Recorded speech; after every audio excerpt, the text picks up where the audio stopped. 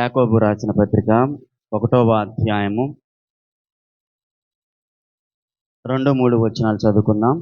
నా సహోదరులారా, మీ విశ్వాసమునకు కలుగు పరీక్ష ఓర్పును పుట్టించునని ఎరిగి మీరు నానా విధములైన శోధనలలో పడినప్పుడు అది మహానందమని ఎంచుకొనిడి.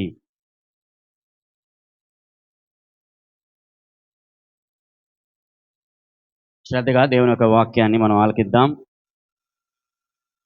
నా సహోదరులారా, మీ విశ్వాసమునకు కలుగు పరీక్ష ఓర్పును పుట్టించునని ఎరిగి మీరు నానా విధములైన శోధనలలో పడినప్పుడు అది మహానందమని ఎంచుకొనిడి.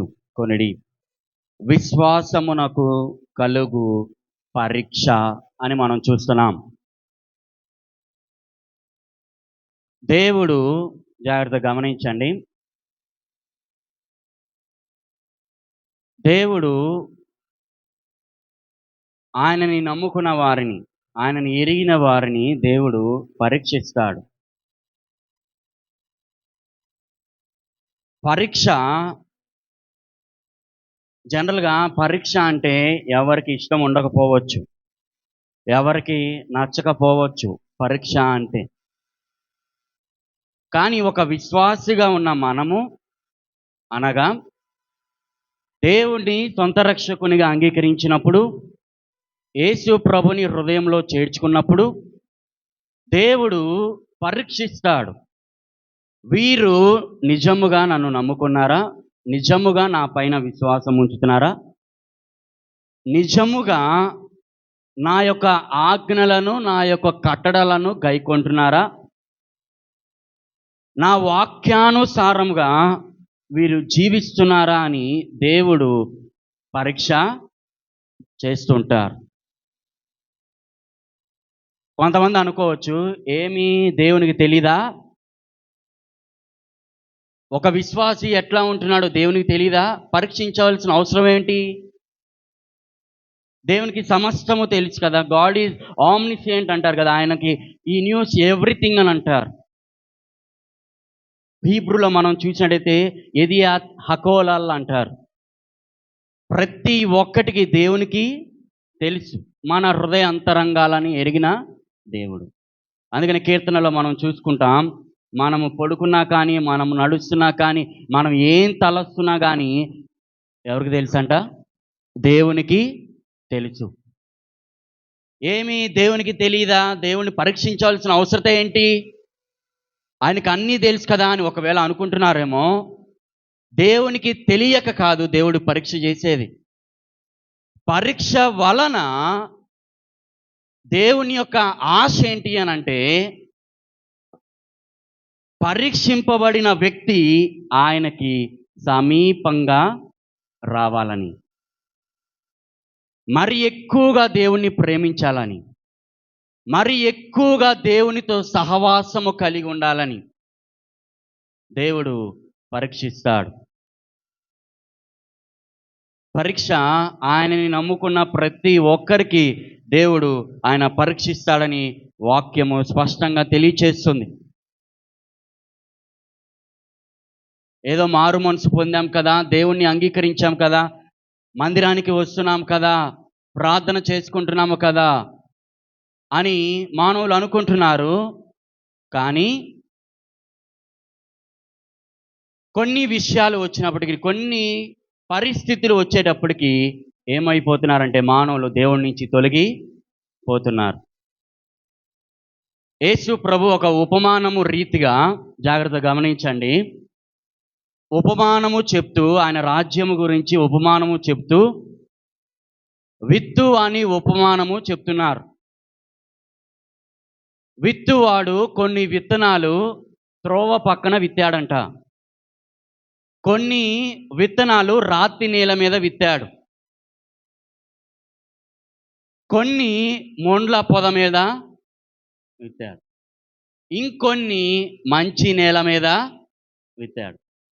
ఇందులో మనం చూసుకున్నట్లయితే రాతి నేల మీద విత్తిన విత్తనము అనగా విత్తనము అనంటే వాక్యము. జాగ్రత్తగా గమనించండి.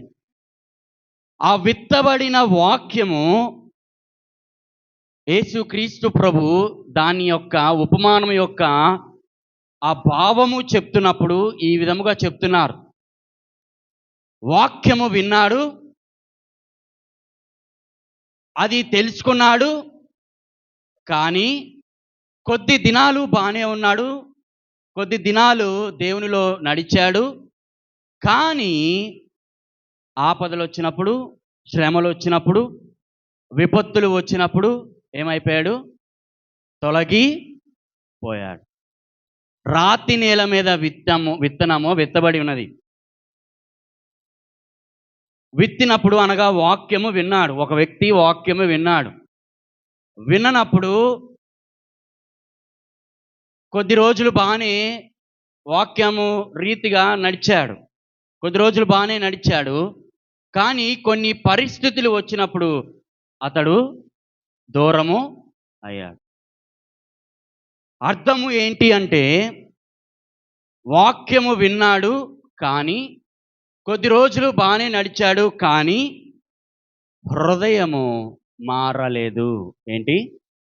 హృదయము మారలేదు. హృదయము సంపూర్ణముగా దేవునికి సమర్పించుకోలా లేదు. ఈరోజు అదే ఉపమానము దేవుడు మనతో కూడా మాట్లాడుతున్నాడు. ఎందుకంటే అటువంటి ప్రజలు ఉన్నారు. యేసు ప్రభు నిజమైన దేవుడు అని నమ్మారు. యేసు ప్రభు లోకరక్షకుడు అని నమ్మారు. యేసు ప్రభు వారి పాపముల కొరకు మరణించారు అని నమ్మారు. దేవుని యొక్క మందిరానికి రావాలని దేవుని యొక్క మందిరానికి వస్తున్నారు. కొద్ది దినాలు బాగానే వస్తున్నారు, కొద్ది దినాలు బాగానే నడుస్తున్నారు.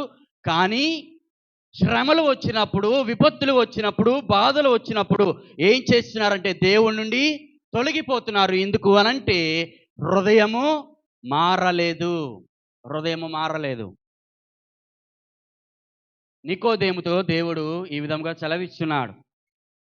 ఒకడు క్రొత్తగా జన్మిస్తేనే కానీ దేవుని రాజ్యంలో ప్రవేశింపలేరు అని నికోదేముతో చెప్పినప్పుడు నికోదేము అంటున్నాడు, మరలా ఒక వ్యక్తి పుట్టాక మరలా తల్లి గర్భంలోకి వెళ్ళి ఏ విధంగా పుడతాడు అని నికోదేము యొక్క ప్రశ్న. దేవుని యొక్క జవాబు, దేవుని యొక్క సారాంశము, దేవుని యొక్క ఉద్దేశము ఆత్మ సంబంధమైనది. కానీ నికోదేము శరీర సంబంధమైన వాటి గురించి ఆలోచిస్తున్నాడు. ఈరోజు ఉదయకాలంలో వాక్యం వింటున్న మనము హృదయము మారాలని దేవుడు ఆశపడుతున్నాడు. మన ఆలోచనలు మారాలని దేవుడు ఆశపడుతున్నాడు. ఎందుకు అనంటే దేవుడు మనల్ని పరీక్షిస్తున్నాడు.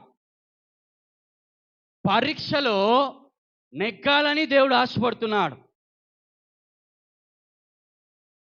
అందుకని విశ్వాసమునకు కలుగు పరీక్ష ఏం పుట్టిస్తుందనంట? ఓర్పు పుట్టిస్తుంది. పరీక్ష మన మేలు కొరకే అని గమనించండి. దేవుడు మనల్ని పరీక్షించేది మనకి హాని చేయడానికి కాదు. దేవుడు మనల్ని పరీక్షించేది మనల్ని త్రోసివేయడానికి కాదు. దేవుడు మనల్ని ఎందుకు పరీక్షిస్తాడు అనంటే దేవునికి ఇంకా దగ్గరగా రావాలని, దేవునికి ఇంకా సమీపముగా రావాలని దేవుని యొక్క ఆశ ఉంటున్నది. ఈ యొక్క విశ్వాసము అనే పరీక్ష మనం చూసినట్లయితే ఓర్పుని పుట్టిస్తుందంట. మానవుల్లో సహజముగా మనకి ఓర్పు అనేది చాలా తక్కువగా ఉంటుంది. కానీ ఇక్కడ వాక్యం ఏమని సెలవిస్తుందంటే విశ్వాసము వలన ఓర్పు కలిగి ఉండాలి. ఎందుకు అని అంటే అది మనకి మంచే చేస్తుంది, కానీ మనకి కీడే చేయదు. అందుకని మీరు ఒకసారి చదివినట్లయితే విశ్వాసమునకు కలుగు పరీక్ష ఓర్పును పుట్టించునని ఎరిగి మీరు నానా విధములైన శోధనలలో పడినప్పుడు అది మహానందమని ఎంచుకొనడి. జాగ్రత్త గమనించండి. పరీక్ష అనేది సాడ్గా ఉండవలసిన అవసరం లేదు, బాధపడవలసిన అవసరం లేదు, భయపడవలసిన అవసరం లేదు. పరీక్ష ఓర్పుని పుట్టిస్తుంది. ఈ యొక్క పరీక్ష మనకు ఆనందాన్ని ఇస్తుంది. ఓర్పుగా ఉంటే ఆనందము దేవుడు మనకి అనుగ్రహిస్తాడు.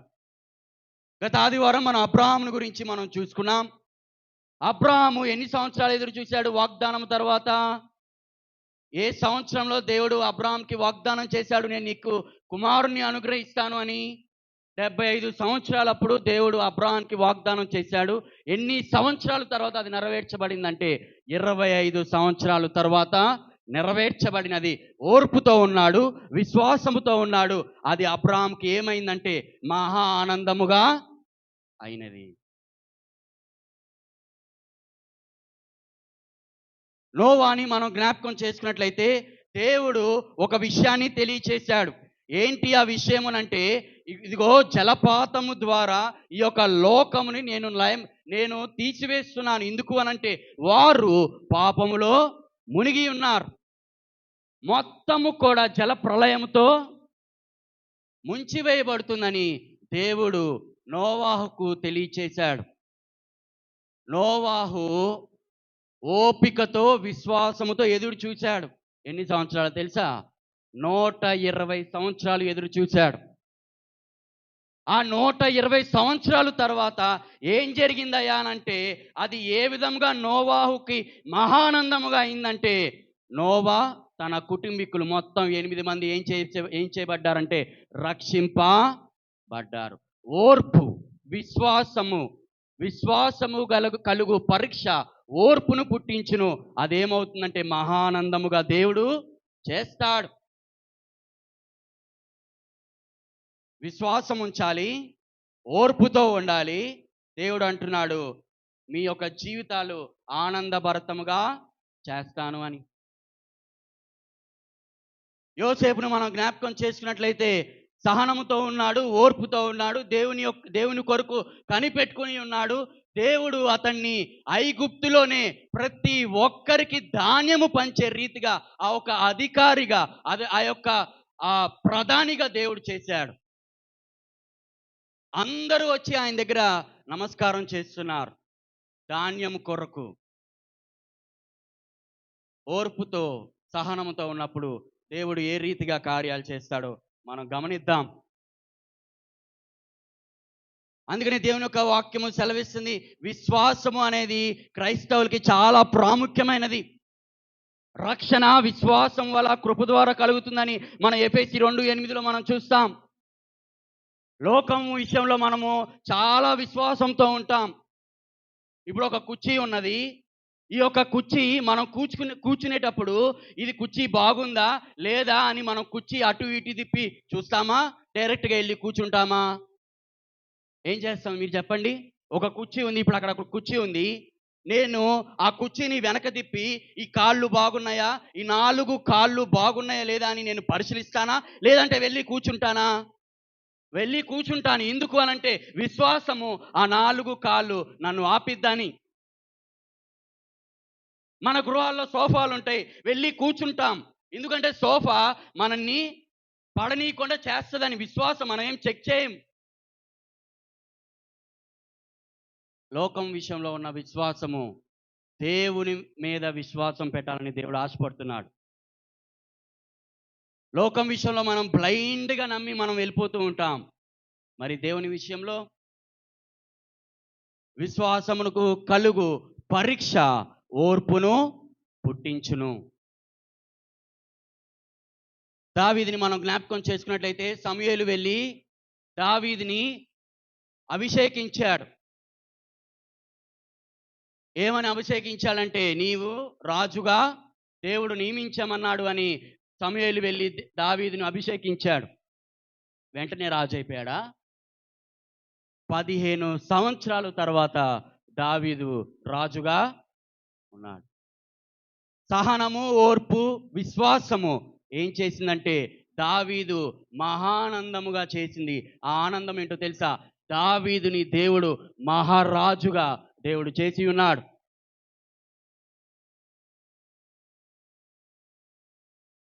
ఈరోజు దావీదు అంటున్నాడు, మానవులుగా ఉన్న మనము దేవా నన్ను పరీక్షించు దేవా అని మనం ఎప్పుడైనా ప్రార్థన చేస్తామా? ఎందుకంటే అంత ధైర్యం మనకు చాలదు. బైబిల్లో మనం జ్ఞాపకం చేసుకున్నట్లయితే దావీదు అంటున్నాడు చూడండి, 26వ కీర్తన ఏమంటున్నాడో దావీదు. ఎంత కాన్ఫిడెంట్గా దావీదు మాట్లాడుతున్నాడో చూడండి. 26వ కీర్తన 2వ వచనము. యెహోవా నన్ను పరిశీలించుము, నన్ను పరీక్షించుము, నా అంతరింద్రియములను నా హృదయమును పరిశోధించుము. చూసారా, యెహోవా నన్ను పరిశీలించుము, నన్ను పరీక్షించుము అని అంటున్నాడు. చూసారా, దావీదు అంటున్నాడు, దేవా నన్ను ఎగ్జామిన్ చేయ అంటున్నాడు, నన్ను పరిశోధించు, నా హృదయంలో ఏమున్నాయో, నా అంతరింద్రాలు ఏమున్నాయో నీవు పరిశోధించు అని అంటున్నాడు. ఆ మాటలు పలికే ధైర్యం మనకున్నదా? దేవా నా హృదయాన్ని పరిశోధించు, దేవా నా అంతరింద్రియాలను పరిశోధించు, దేవా నా అంతరంగంలో ఏమున్నాయో అవి నీవు పరిశోధించు అనే యొక్క ధైర్యము సత్తా మనకున్నదా? లేదు, మనకుండదు. దావీదుకు ఉన్నది. దావీదు అంటున్నాడు, నన్ను పరిశోధించు అని అంటున్నాడు. చూసారా, హన్నా అనే ఒక స్త్రీ ఓర్పుతో, సహనముతో, విశ్వాసముతో గొడ్రలైనందున పెనిన్న ఒక పక్కన సూటిపోటు మాటలంటుంటే, హన్నా అనే స్త్రీ ఎవరి మీద విశ్వాసం ఉంచిందంటే దేవుని మీద విశ్వాసం ఉంచింది. ఆ విశ్వాసము, ఆ ఓర్పు ఉండడం ద్వారా హన్నాకి దేవుడు మహానందము కలగజేశాడు. ఒక్క సంతానమే కాదండి, సమూయేలును ఒక్కడే కాదు, హన్నాకి దేవుడు అనుగ్రహించింది 3 కుమారులు 2 కుమార్తెలు అని 1 సమూయేలు 2వ అధ్యాయంలో మనం చూస్తాం. మొత్తము సమూయేలుతో కలిపి 6 సంతానాన్ని హన్నాకిచ్చి దేవుడు విశ్వాసమును, ఓర్పును మహానందముగా దేవుడు మలిచాడు. ఈరోజు ఆ విశ్వాసము, ఓర్పు మనకున్నదా? దేవుడు అంటున్నాడు, దాన్ని మహానందముగా భావించండి అంటున్నాడు, మహానందముగా ఎంచుకోండి అని అంటున్నాడు దేవుడు. చూసారా, యోబుని మనం జ్ఞాపకం చేసుకున్నట్లయితే, యోబు తన ప్రారంభ దినాల్లో సాతాను చేత దేవుడు యోబు మీద నమ్మకం ఉంచాడు. ఇతడు నా యథార్థవంతుడు అన్నాడు దేవుడు, ఇతడు నమ్మకమైన వాడు అన్నాడు. సాతాను అంటుంది, ఇతనికి ఉన్న సమస్తము తీసివేస్తే నిన్ను దూషిస్తాడు అని అనింది సాతాను. కానీ యోబు అన్ని నష్టపరుచుకున్నాడు. ఆస్తి కోల్పోయాడు, కుమారులను కోల్పోయాడు, సమస్తము కోల్పోయాడు, అనారోగ్య పాలయ్యాడు, సమస్తము కోల్పోయాడు. దేవుడు యోబు యొక్క విశ్వాసము, యోబు యొక్క సహనము, యోబు యొక్క ఓర్పును దేవుడు మహానందముగా ఏ విధంగా మార్చాడంటే, తన కోల్పోయిన దానికంటే 2 దేవుడు అతనికిచ్చి దేవుడు అతనికి ఆనందాన్ని కలుగు చేశాడు. విశ్వాసము, ఓర్పు మనకున్నదా? అదే ఇక్కడ మనం చూస్తున్నాం. ప్రతి ఒక్కరికి సమస్యలు ఉంటాయి, ప్రతి ఒక్కరికి బాధలు ఉంటాయి, ప్రతి ఒక్కరికి శోధనలు ఉంటాయి. కొన్నిసార్లు దేవుడు ఎలో చేస్తాడు, ఫిజికల్గా మనం సఫర్ అవ్వాలని దేవుడు దాన్ని ఎలో చేస్తాడు. ఎందుకు అనంటే దేవునికి మన శరీరం కాదు కావాల్సింది, ఆ ఒక ఆత్మ దేవునికి సమీపంగా రావాలని. మనమైతే ఏమనుకుంటామంటే, అయ్యో దేవుడేంటి ఈ విధంగా చేశాడు, అయ్యో దేవుడేంటి ఈ విధంగా చేశాడు, నన్ను అనారోగ్య పాలు చేశాడు, నాకున్న సమస్తము దేవుడు తీసివేశాడు అని మనం ఏం చేస్తామంటే దేవుణ్ణి విమర్శిస్తూ ఉంటాం, దేవుణ్ణి దూషిస్తూ ఉంటాం.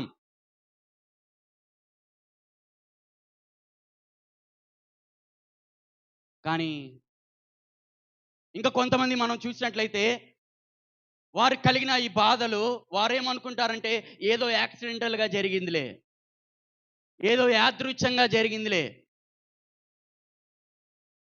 అని అనుకుంటారే. కానీ ఇది దేవుడు నాకు ఇస్తున్న పరీక్ష అని మాత్రము గ్రహించలేకపోతున్నారు.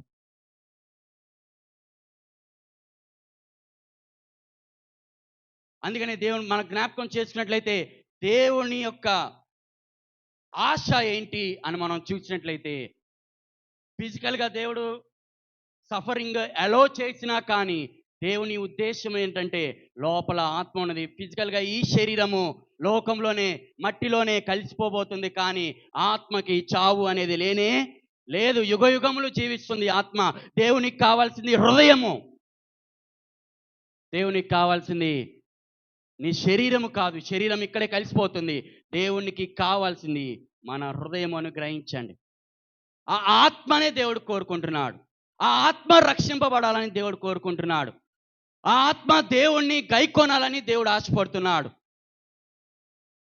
దేవుడు మనల్ని పరీక్షిస్తున్నాడు అంటే దేవునికి ఇంకా దగ్గరగా రావాలని దేవుడు ఆశపడుతున్నాడు.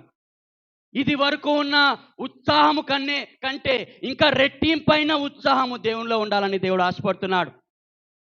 దేవునిపై ఇది వరకున్న మనకున్న ప్రేమ కంటే ఇంకా రెట్టింపైన ప్రేమ దేవునిలో ఉండాలని దేవుడు ఆశపడుతున్నాడు. అందుకే దేవుడు మనల్ని పరీక్షిస్తున్నాడు.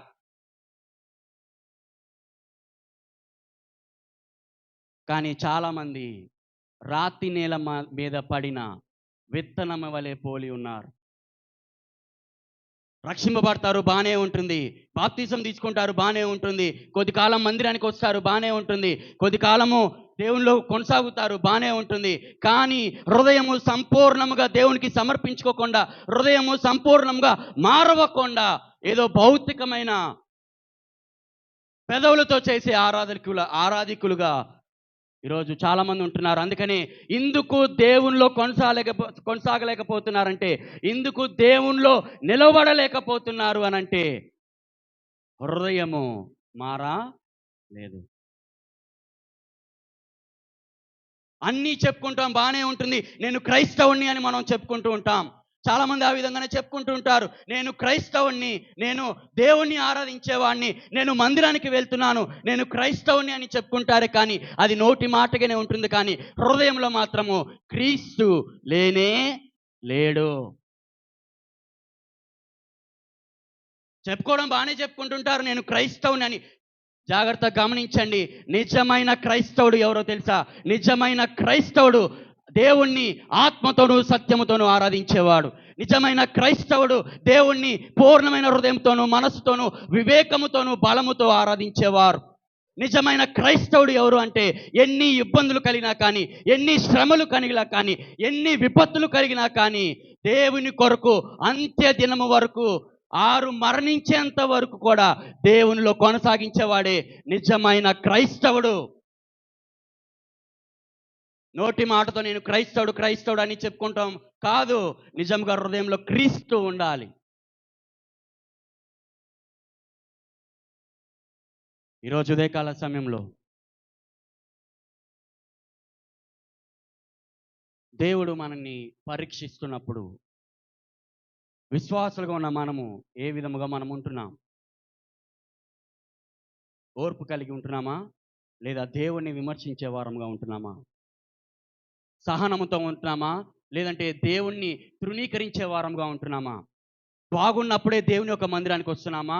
బాలేనప్పుడు దేవుని యొక్క మందిరానికి రాకుండా లోకంలో కలుస్తున్నామా?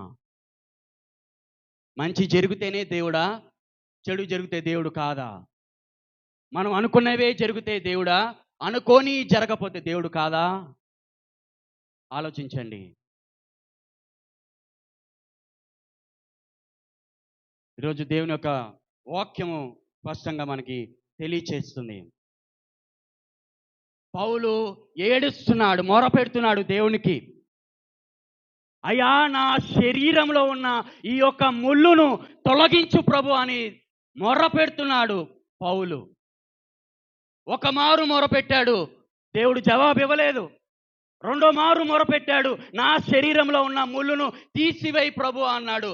దేవుడు జవాబు ఇవ్వలేదు. మూడోసారి మొరపెట్టాడు, నా యొక్క శరీరంలో ఉన్న ముళ్ళుని తొలగించి ప్రభు అని పౌలు దేవునికి ప్రార్థించాడు. కానీ దేవుడు ఏమంటున్నాడు తెలుసా? పౌలు లేదు, నా కృప నీకు చాలును. దేవుని యొక్క కృప పౌలు యొక్క అవసరతలన్నీ తీరుస్తుంది. అది చాలు, అది చాలు. చూసారా? పౌలు ముమ్మారు అతని శరీరంలో ఉన్న ముళ్ళు విషయమే దేవుడికి ప్రలాపించాడు. జవాబు రాలేదని దేవుడి నుంచి తొలగిపోలేదు. జాగ్రత్తగా గమనించండి. ఒకసారి ప్రార్థన చేసినప్పుడు దేవుడు ఆ ములిని తొలగించలేదు అని తిరిగి లోకంలోకి వెళ్ళాడు ఆ పౌలు? లేదు. మళ్ళా రెండో మారు ఓపికతో సహనముతో దేవునికి ప్రార్థన చేశాడు. జవాబు రాలేదు. మూడో మారు ఓపికతో సహనంతో విశ్వాసంతో పౌలు ప్రార్థన చేశాడు.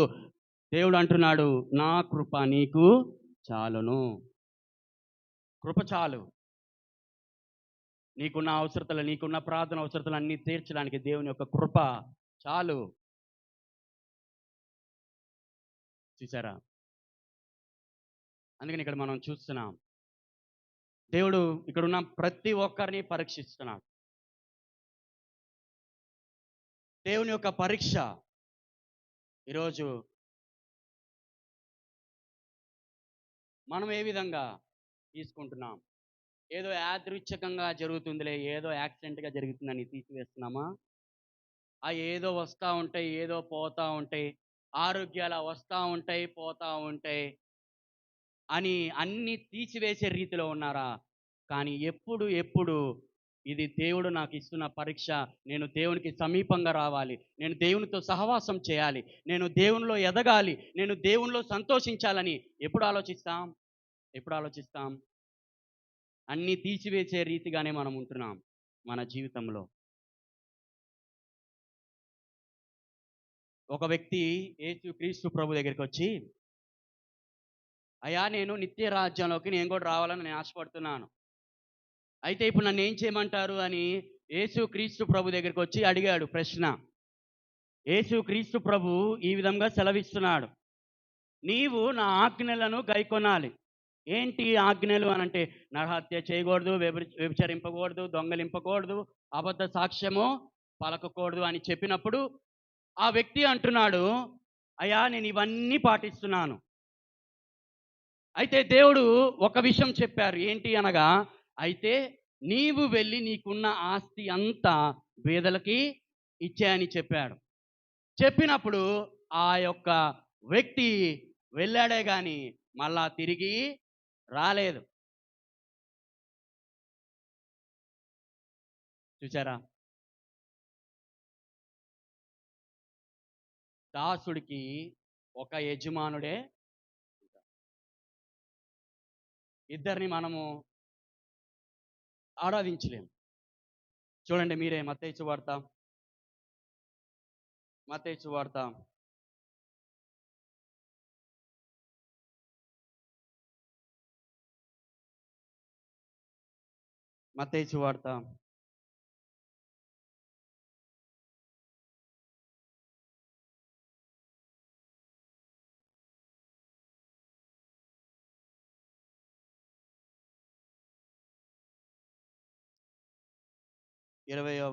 19వ అధ్యాయము 20వ వచనం నుంచి చదవండి. నీవు వచ్చి నన్ను వెంబడించుమని అతనితో చెప్పెను. అయితే ఆ యవనుడు మిగుల ఆస్తి గలవాడు గనుక ఆ మాట విని వ్యసన పడుచు వెళ్ళి పోయాను. చూసారా? చూడండి, నేను నిత్య రాజ్యానికి వెళ్ళాలని ఆశపడుతున్నాను ఒక వ్యక్తి వచ్చాడు. వచ్చినప్పుడు దేవుడు ఒక విధంగా, నువ్వు ఈ విధంగా చేస్తే నువ్వు నిత్య రాజ్యంలోకి వస్తావు, నన్ను వెంబడించు అని దేవుడు చెప్పాడు. అయితే వినిన వ్యక్తి వెళ్ళిపోయాడే కానీ మళ్ళా తిరిగి దేవుణ్ణి వెంబడించలేదు. ఎందుకు అని అంటే, అతడు ఏంటంట, దేన్ని ప్రేమిస్తున్నాడు? దేన్ని ప్రేమిస్తున్నాడు? ఆస్తిని ప్రేమిస్తున్నాడు. అందుకనే మత్తయి సువార్త 6వ అధ్యాయంలో 24వ వచనంలో ఒకసారి మనం చూసినట్లయితే చూడండి త్వరగా. మత్తయి సువార్త 6వ అధ్యాయము 24వ వచనం. ఎవడను ఇద్దరు యజమానులకు దాసుడుగా నుండనేరడు. అతడు ఒకని ద్వేషించి ఒకరిని ప్రేమించును, లేదా ఒకని పక్షము నుండి ఒకరిని తృణీకరించును. మీరు దేవునికి సిరికిని దాసులుగా, ఏమంటున్నాడు ఇక్కడ? దేవునికి సిరికి దాసులుగా ఉండలేరు. యజమానుడు ఒక్కడే, ఒకనే మనం ఆరాధించాలి. ఒక యజమానును పెట్టుకుని, ఒక సిరిని, ఒక ధనమును పెట్టుకుని రెండింటిని మనం ప్రేమించకూడదని దేవుని ఒక వాక్యం సెలవిస్తుంది. నీకు ధనము కావాలా? ధనము కావాలా? ధనము రీతిగానే లోకానుసారంగా బ్రతుకు. నీకు మనిషి కుమారుడు కావాలా? దేవుడు కావాలా? అయితే అవన్నీ విడిచిపెట్టి, లోక సంబంధమైన విషయాలు విడిచిపెట్టి నన్ను వెంబడించు అని దేవుడు అంటున్నాడు. దేన్ని చూస్ చేసుకుంటారు? యజమానుడు ఒక్కడే, దాసుడు కూడా. మనము కూడా ఒకళ్ళనే ఆరాధించాలి. ఒకళ్ళ వైపే తిరగాలి. ఒకళ్ళ వైపే నడవాలి. ఈరోజు ఇది ఉదయకాల సమయంలో దేవుడు మనతో మాట్లాడుతున్నాడు. రెండిటిని మనం ఆరాధించలేం. రెండిటిని మనం కోరుకోలేం. అందుకని మొదట నా రాజ్యమును నీతిని వెదుకుడి, తరువాత మీకు అనుగ్రహించబడును అని దేవుడు అంటున్నాడు. దేవుని యొక్క రాజ్యము వెతికే వారంగా మనం ఉండాలి. దేవుని యొక్క నీతిని వెతికే వారంగా మనం ఉండాలి. దేవుడు అబ్రాహానికి పరీక్ష పెట్టినప్పుడు అబ్రాహాము పరీక్ష నెగ్గాడా? అబ్రాహాము పరీక్ష ఓడిపోయాడా? చెప్పండి. ఓడిపోయాడా? ఓడిపోయాడా? మరి నీకు పెట్టే పరీక్ష ఇప్పుడు కూడా సమాధానం చెప్పు. మరి సమాధానం చెప్పండి. ఇప్పటి వరకు దేవుని ఒక వాక్యం మనం విని ఉంటున్నాం కదా. దేవుడు నాకు పరీక్ష పెట్టినా కానీ నేను సహనముతో ఉంటాను, నేను ఓర్పుతో ఉంటాను, నేను విశ్వాసంతో ఉంటాను, దేవునికి సమీపంగా వెళ్తాను, దేవునికి నా హృదయాన్ని నేను అర్పించుకున్నాను, దేవునికి దగ్గరగా వెళ్తానే కానీ దేవునికి దూరంగా వెళ్ళను. ఏదో వచ్చిందని, ఏదో ఆటంకం వచ్చిందని దేవుని నుంచి నేను దూరముగా వెళ్ళను అని మనం సాక్ష్యం చెప్పే వారంగా మనం ఉంటామా? ఉండాలి అని వాక్యము సెలవిస్తుంది. జాగ్రత్తగా గమనించండి.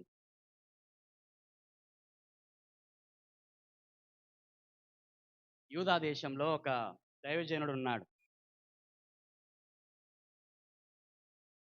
ఆ యొక్క దైవజనుడు, దేవుడు అతనికి బేతేలు అనే గ్రామానికి వెళ్ళమని చెప్పాడు.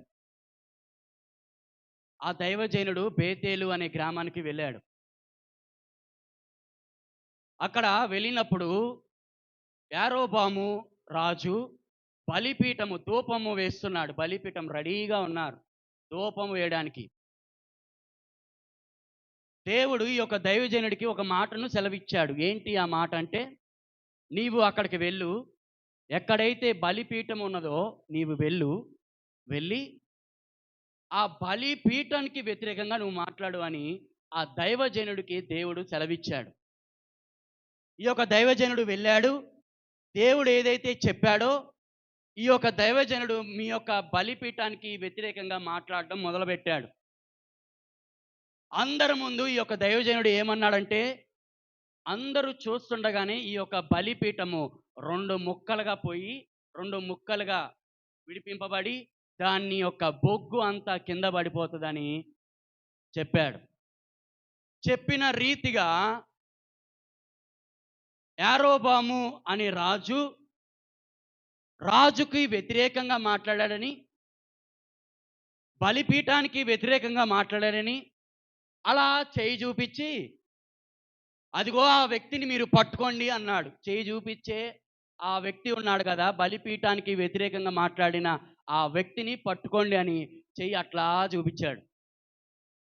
చెయ్యి అట్లా చూపించిన వ్యక్తి ఆ చెయ్యి అక్కడితోనే ఆగిపోయింది. ప్యారలైజ్ అయిపోయింది. ఇంకా కదలట్లా, చెయ్యి కదలట్లా. పక్షవాతం వచ్చేసింది. అది అయిపోయిన తర్వాత ఈ యొక్క దైవజనుడు ఏ మాటలైతే చెప్పాడో అదే రీతిగా బలిపీఠము 2 ముక్కల అయిపోయింది. బూడిద పడిపోయింది. ఇప్పుడు యారోబాము నమ్ముతున్నాడు. ఏమని నమ్ముతున్నాడంటే, ఇతడు నిజముగా దేవుని సేవకుడు, దైవజనుడు అని గుర్తించాడు. ఇప్పుడు యారోబాము అంటున్నాడు, దైవజనుడా, నా యొక్క చెయ్యి కదలలేని పరిస్థితిలో ఉన్నది. ఈ యొక్క చెయ్యి కొరకు నీవు ప్రార్థించు, నన్ను స్వస్థపరచు, నీ దేవుణ్ణి వేడుకో అని చెప్పినప్పుడు ఈ యొక్క దైవజనుడు దేవునికి ప్రార్థన చేసినప్పుడు దేవుడు అతనికి స్వస్థతనిచ్చాడు. ఇప్పుడు యారోబాము అంటాడు, దైవజనుడా, నా ఇంటికి వచ్చి నీవు భోజనము చెయ్యి అని అంటాడు. దైవజనుడు అంటాడు, నీ ఆస్తిలో లేదా నీ రాజ్యంలో నాకు సగం ఇచ్చినా కానీ నేను మీ ఇంటికి రాను అంటాడు. ఎందుకు రావయ్యా అనంటే 2 విషయాలు దేవుడు నాకు బయలుదేరేటప్పుడే నాకు 2 విషయాలు చెప్పాడు. ఒక విషయం ఏంటి అనంటే, నీవు ఎవ్వరి ఇంట భోజనము చెయ్యకూడదు. రెండో విషయము ఏంటి అనంటే, నీవు వచ్చిన మార్గము మళ్ళా తిరిగి వెళ్ళకూడదు. ఈ 2 విషయాల్లో మొదటి విషయము, నువ్వు నన్ను భోజనం పిలుస్తున్నావు, నీ రాజ్యంలో సగం ఇచ్చినా కానీ నేను మీ ఇంటికి రాలేను. ఎందుకంటే నేను దేవుని యొక్క దైవజనుడిని, దేవుని యొక్క సేవకుడిని, నేను దేవుని యొక్క మాటను వింటాను అని అక్కడి నుంచి వెళ్ళిపోయాడు. వెళ్ళిపోతూ వెళ్ళిపోతూ ఒక మస్తిక వృక్షము క్రింద, యోక్ ట్రీ క్రింద కూర్చున్నాడు. కూర్చున్న తరువాత ఆ బేతేలు అనే గ్రామంలో ఒక ప్రవక్త ఉన్నాడు, ఒక వృద్ధ ప్రవక్త. ఈ బలిపీఠము దగ్గర ఈ దైవజనుడు చేసిన ఈ కార్యాలన్నీ ఆ యొక్క వృద్ధ ప్రవక్త కుమారులు అక్కడే ఉండి చూసి ఇవన్నీ తీసుకెళ్ళి ఆ ప్రవక్తకి తెలియచేసినప్పుడు, మీరు వెళ్ళి ఆ యొక్క దైవజనుడి ఇంటికి తీసుకురండి, భోజనం పెడదామని పంపించాడు తన కుమారులను.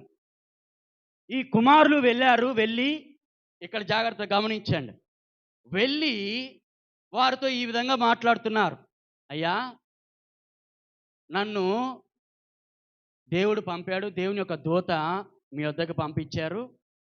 దయచేసి నీవు మా ఇంటికి వచ్చి అన్నము తిను అని చెప్పారు. దానికి ముందు వీరు రాగానే వీరు డైరెక్ట్గా దేవుని దూత పంపించారు అని చెప్పకుండా, వెళ్ళి గృహానికి రండి, విందు చేద్దాము అని చెప్పినప్పుడు మరలా ఆయన 2 విషయాలు జ్ఞాపకం చేసుకున్నాడు. ఏంటి ఆ 2 విషయాలు?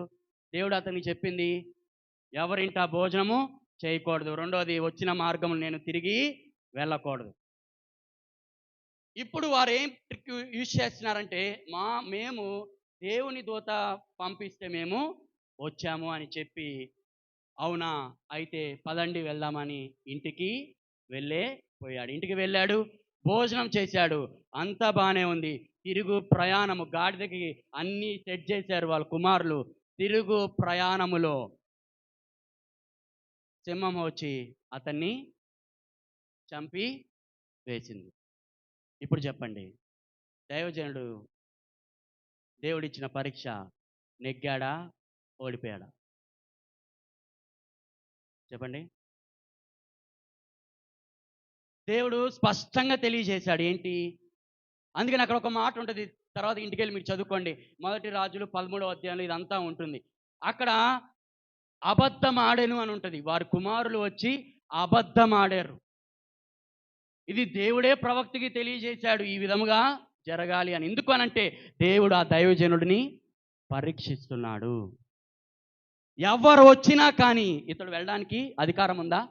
నేను దేవుణ్ణి దూత అని చెప్పినా కానీ ఇతనికి అధికారం లేదు. ఎందుకంటే ఒకవేళ దేవుడు నా దూత వచ్చి నీకు చెప్తే తప్ప నీవు వెళ్ళొద్దు అని చెప్పలేదు. చూసారా? ఈరోజు దేవుడు మనల్ని పరీక్షిస్తున్నాడు. ఈరోజు మనము విశ్వాసము పరీక్ష, మనకి పెట్టిన విశ్వాసపు పరీక్ష ఏం చేస్తున్నాం?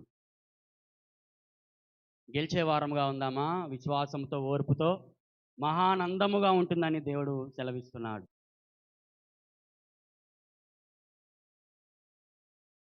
దేవుడు గమనించేది, దేవుడు కోరుకునేది హృదయంలో మన ఆత్మ ఆత్మ ఆత్మ ఆయనకి సమీపంగా రావాలని, శరీరం కాదు. మనుషుడు లక్ష్య పెట్టేది దేవుడు లక్ష్య పెట్టాడు. మనుషులు పై రూపాన్ని చూస్తాడు, దేవుడు మన హృదయాన్ని చూస్తాడు. పై రూపం కాదు దేవునికి కావాల్సింది, హృదయ అంతరంగములు ఎరిగిన దేవుడు మన హృదయాన్ని గమనిస్తున్నాడు, మన హృదయాన్ని దేవుడు కోరుకుంటున్నాడు. సామెతలు చూడండి, ముగించుకుందాం. 17వ అధ్యాయము 3వ వచనం. వెండికి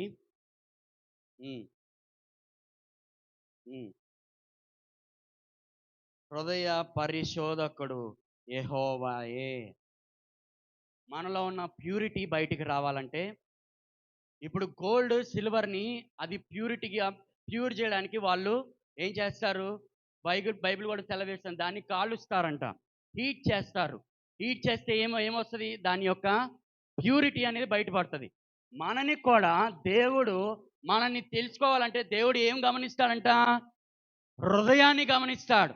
ఆ హృదయాన్ని దేవుడు పరీక్ష రూపంలో, ఇతడు నిజంగా నన్ను వెంబడిస్తున్నాడా, ఇతడు నిజంగా నన్ను ఆరాధిస్తున్నాడా, ఇతడు నిజంగా నన్ను వెంబడిస్తున్నాడా అని దేవుడు మనల్ని పరీక్షిస్తున్నాడు. ఆ పరీక్షలో విశ్వాసంతో, ఓర్పుతో ముందుకు వెళ్ళాలని దేవుడు ఆశపడుతున్నాడు. ఆ విధంగా ముందుకు వెళ్ళినట్లయితే దేవుని యొక్క వాక్యం సెలవిస్తుంది, ఇది మహానందముగానే ఉంటుంది. చివరిగా యాకోబు రాసిన పత్రిక 1వ అధ్యాయం చూడండి. యాకోబు రాసిన పత్రిక 1వ అధ్యాయము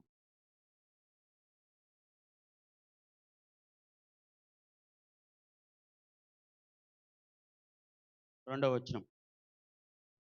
నా సహోదరులారా, మీ విశ్వాసమునకు కలుగు పరీక్ష ఓర్పును పుట్టించునని ఎరిగి, మీరు నానా విధములైన శోధనల్లో పడినప్పుడు అది మహానందమని ఎంచుకొనుడి. విశ్వాసమునకు కలుగు పరీక్ష ఓర్పును పుట్టించునని, ఇది మనం శోధనలో వెళ్తున్నప్పుడు, శ్రమల్లో వెళ్తున్నప్పుడు ఇది మనకి ఆనందకరంగానే ఉంటుంది, కానీ హానికరముగా ఉండనే ఉండదు. మన పితరులను పరీక్షించిన రీతిగానే దేవుడు మనని కూడా పరీక్షిస్తున్నాడు.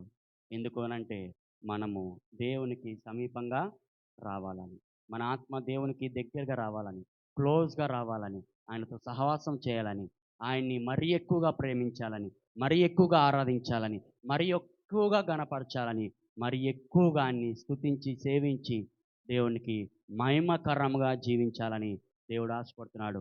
ఆ రీతిగా మనము విశ్వాసముకు కలుగు పరీక్ష మనము కూడా ఓర్పుతో ఉన్నట్లయితే అది మనం ఏం చేస్తుందంటే ఆనందకరంగా చేస్తుంది.